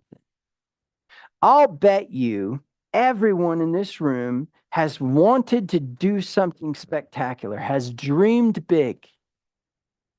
And somewhere along the lines, their limiting beliefs worked out in such a way that they did not feel like they could do it. They did not hear what they needed to hear to believe that they did not see in their mind what they needed to see. They didn't get that unction the way they wanted to get that unction. But the truth is if they wanted it to begin with, I have seen something amazing happen in which a person was phenomenal at a specific skill. I mean, school for it, really good at it, didn't have any type of need to be switching careers, and all of a sudden out of the middle of nowhere had a desire to do this thing, went and did it, and you know, it's an international organization. When I talk about entitlement, I want you to think about the title deed that was given to you, not about the one you think you deserve. That's wrong. That's bad. That is not okay. Because like I said, I can clear your house with all the crap you've done in your life. But if you understand that everything is a stewardship and is not yours, but is for something else, your assets, your stupid little, and when I say stupid little, I'm talking about what you think about the thing. This stupid little thing you bought at the yard sale, you have no idea why you bought it. If you would allow it to be the thing that you thought about at that time, let it become the potential that you thought of. I don't know how many times I've been in a yard sale and been seen like some paintbrushes or something, been like, man, I could do a thing with that. And then I think in my mind, that's just going to end up in the garage somewhere. Or that's going to end up in the trash or in another yard sale or whatever. And the truth is that inspiration probably got killed not only by my limiting beliefs, but again, by the fact that I just don't realize that desire was put there for a reason. And I'm entitled to it. You say, oh my gosh, Q, if you don't shut up, people are going to go buy all kinds of stuff. No, that's not what I'm trying to accomplish here. What I'm trying to accomplish here is the fact that you need to start thinking about things that you own that you have not poured the potential into. Because I'll bet you the reason you didn't, the reason you dreamed it in the first place was not because you're some sort of psychotic person who has delusions of grandeur, but because you are an Elohim. You are a creator. And because of that fact, you are in a constant state of desiring to make and to create and to enhance and make bigger and bigger and bigger, because that's what Elohim do. You see, children of God do God things. They don't act like humans. Children of God do things that make this world better, but they're not going to do that if they have a storage shed full of stuff where they threw away the potential for those things. And this just gets bigger and bigger because I want you to think about that. Let's talk about the wood burning. Let's say that the wood burning, now you go to a craft fair, you start selling stuff. Next thing you know, a vendor comes along and sees your craft skill and sees that you've kind of mastered a algorithm and how to put it together and all that. And next thing you know, they're hiring you to mass produce these wood burnings for their website, and they're going to sell them, and you're going to get a percentage of that. And boom, who knows what that is supposed to become? I have a list of things I want. And in my mind, I think, I can't afford it. I can't do it. It's just going to end up in the storage shed, right? When the truth is that if we just let those things blossom and felt entitled to them because of he made him who knew no sin to become sin for us, that we might become the righteousness of God, and he is our hunger. And therefore, if a desire comes into our heart, it's because we want that thing, but we can also create bad desires, which are violations of Torah, and those desires, when they are fully conceived, become sin, and when there's fully birth, becomes death, which is a lack and decrease, which is a reciprocation, which brings us to a very interesting point. The feast day season is actually a season of death and a season of life. The feast day season contains within it the reciprocation of all the lack and decrease that you need to reap in order to balance things back out. But it also is all of the elevations and those exponential increases of elevations, because unlike when you sow to the ego and reap corruption, remember, sow to the flesh and reap corruption, corruption being a diminishing, a cursing upon you, and it being a 1-for-1 because of mercy.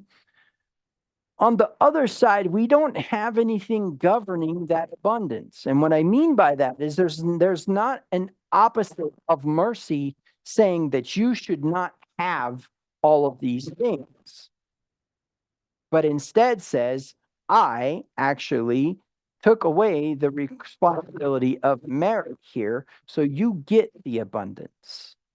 Do you get the 1-for-1 for obedience? Yep, sure. You get a peach for a peach. You sowed a peach, you reap a peach. And then you get the rest of the tree for free. Okay? And so there's always an exponential increase. Let me kind of illustrate how this really comes out. Remember during the Passover season, in which the plagues were occurring in Egypt, that there were distinctions made between the Israelites and the Egyptians. Remember that when those distinctions between the Israelites and Egyptians was occurring, that it was known that the Israelites were special. The sun shines on the just and the unjust. The rain falls on the just and the unjust. You plant a seed and rain falls and something grows. It doesn't matter how wicked you are. It just happens, right? The idea of cultivation and of the creating of a plant coming up out of the ground has nothing to do with whether you're blessed or not. But if you have more than what is the kind of the average, which we can't calculate that's a supernatural number, the average of what everyone in the world would receive, whether they were just and unjust, if you have more than that, then you actually are blessed. And when I say blessed, maybe that's not the right word. You have abundance. You have evidence of supernatural interference with your reaping. So when I talk about entitlement, one important thing to understand is if you think you deserve it, you don't. But you do need to think that you should receive it. And if you think you deserve it, you don't, but you should still get it if you want it. It's just don't think you deserve it, and that's why you're getting it. You see the change that needs to occur in your mind, because I'm going to share with you a little secret. If you buy something, or if you consume something, or if you obtain something as a result of believing you deserve it, you will hate it. You will hate it. If you want something that you are not supposed to want because of the confines of Torah, when you receive it, you will hate it. Mark my words. Your mind will not be able to enjoy that thing, because your mind knows how much you don't deserve it.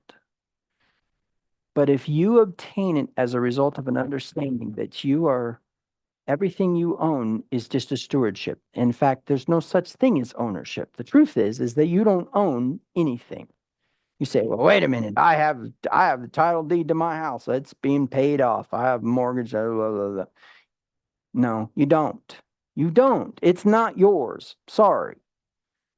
It's serving a purpose, and who knows what that purpose is. And some of that is your abundance. Some of that is that you get to consume what you reap. There's nothing wrong with owning a Lamborghini if that's where you've arrived. But I promise you that wealth that would get you to a point where you could get a Lamborghini was not for you. It's for someone else. It's for something else. And that something else or someone else may need you to invest in you in order to get to that point. For example, let's say that you have a piece of land and you all of a sudden have this weird idea in your head to build a shop. You build the shop, it's full of tools, and you don't have time to use it. And out of the middle of nowhere, all of a sudden, all these cars start breaking down in your church. You happen to know how to fix them. Just saying. Kind of a duh moment, but only if you're open to it. And that's another key to this thing is you have to be open to receiving this for the right reason. You deserve nothing. Period. That's the part where, and unfortunately, Torah observants are famous for this. God, I am doing so much more than those Christians. I am keeping Passover and I am not doing that pig eating Sunday worship and stuff. And I'm not celebrating that horrible holiday Christmas. And so I deserve this. No, you don't. You don't. Sorry. It doesn't work that way. Now, does Torah say that you would receive those things? Yes, sure. In their season. But just because it didn't come when you wanted it to come doesn't mean that it isn't going to reciprocate. That's not possible. The mechanism of reciprocation, not broken, but it is perfect. It knows the exact scenario in which reaping should occur. And it's patient to wait because it's a mechanism. It has no filter. Okay. All right. So let's recap. The wilderness season, which is what we're in right now in the counting of Omer, is to expose impurities within us. As the light of Passover went out, it is trying to elevate us away from those impurities. But it's going to require us to be able to sit in the discomfort of those impurities. Those impurities are things that are darknesses in our heart as a result of wounds, limiting beliefs, and entitlement. As we experience the discomforts, we need to realize that those discomforts were sent as a result of reciprocation of some sort, a perfect scenario in which now that reciprocation can rest upon you. Remember, a curse only rests upon the guilty. So now, as that is falling upon us, we are being elevated into higher revelation, higher learning and understanding of the things like what I'm talking about right now, right? A greater understanding of the Torah, a greater understanding of the Tanakh, a greater understanding of the narratives of Yeshua, a greater understanding of Paul's writings, a greater understanding of the book of Revelation, and maybe even a greater understanding of some of the extra biblical books. Always growing, always getting better, but understanding that those growth periods, those growth moments are thresholds that we have to overcome in order to be slingshotted into our purpose or slingshotted into a curse. But in that process, you need to understand that those reciprocations, you're reaping what you've sown, also have mercy applied to them. That adversity that's happening right now in the wilderness season, in which we are hungry, we are thirsty, and we are not protected, right? Amalek is allowed to attack. Those moments are happening as a result of us reaping what we've sown. believing that you deserve those reciprocations is how we feel entitled to punishment. When really what we should feel entitled to is stewardship, not according to merit, because why? You deserve nothing good. If you really actually reaped what you have sown, you would have nothing. But because of mercy and obedience, and he made him who knew no sin to become sin for us that we might become the righteousness of God, you actually can receive what you want for a purpose. Stop thinking that you need to curve your desire. Hunger is Yeshua being the deficit that needs to be filled. Only a greater can fill that deficit. Remember that. But also understand if that's true, that means you are enabled to have that deficit filled. So if you want something specific, receive it. Don't say, I can't. Say, how can I? Okay? All right. So you understand now the dangers of entitlement and believing you deserve something, because I'm just going to put out there, remember that the earth cannot bear somebody being in a position that is supposed to be merited when they are not merited.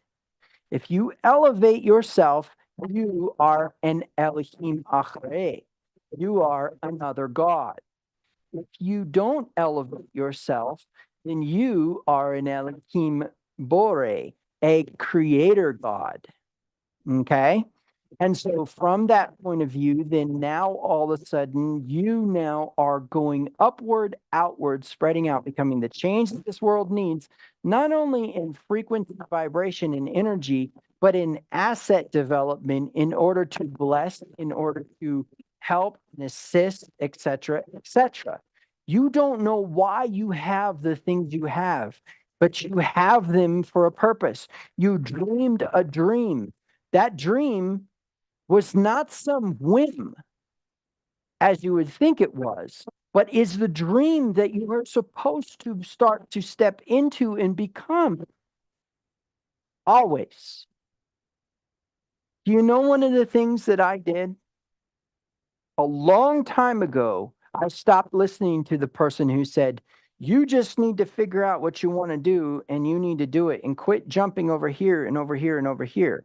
Do you know what has been created within me is the ability to move in this direction and help somebody, the ability to move in this direction and help somebody, to pull from this subject here and this subject here and connect them together, because I refuse to listen to the person that said, get a major and stick to it. When my heart desired to learn something, I exhausted that subject because I stopped listening to that thing that said, that's not what you said you were going to do. You said you wanted to do this thing over here. Now, some people say, well, wait a minute. Doesn't that mean that like you have like 5 different hobbies and etc.? Do you know that I can sit down, you can give me an electronic device and I can sit down and repair it? And that's an electronic hobby I have, but the rest of the time, my equipment just sits there and does nothing. But the moment that I need to actually fix something, I can actually sit down because I had that hobby for that time. But instead of me taking and getting rid of that stuff or selling it in a yard sale or throwing it away, I kept it with a belief that I might need it later on. And sure enough, somebody come along and say, can you fix this for me? And I can. Because not only did I have that hobby, but also a dream. You see? That is where a lack of really manifest in entitlement. Number one, we feel entitled to punishment and we feel entitled to reward, and neither one of those are correct. Because of mercy and because of Yeshua's merit. Okay? And the truth is that doesn't mean you get to go out and sin. We will reap what we sow. You go out and sin, you're going to get it. I'm sorry. It's gonna go upside your head one of these days, and you're like, why is this happening to me? And what you need to do is remember when it happened.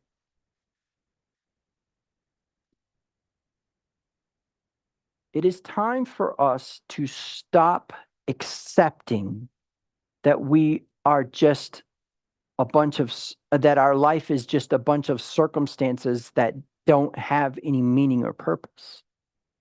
And it's time for us to stop believing that a disassociation from the material world is going to make us a better being. You're already a better being. If you knew what you actually were before you ever got here and are farting around for some 75 years thinking that's all that's happening, whatever. But the premise is what you got to get in your head is that you already are something really amazing. You already are. Even the worst of you, even the darkest of you that's watching this, you are something amazing. You already are uber powerful. You already have the things that you need in order to accomplish the purposes that have been created for you, etc. You're already enabled. If you endeavor to do something, you are already enabled. Okay? So I think that's a good recap. I'm going to go ahead and end. For those of you who are on YouTube, I will go ahead and I will say Shabbat Shalom. And for those of you who are remaining, I will need a minute, but I'm going to go ahead and get off YouTube here. Shabbat Shalom, YouTube.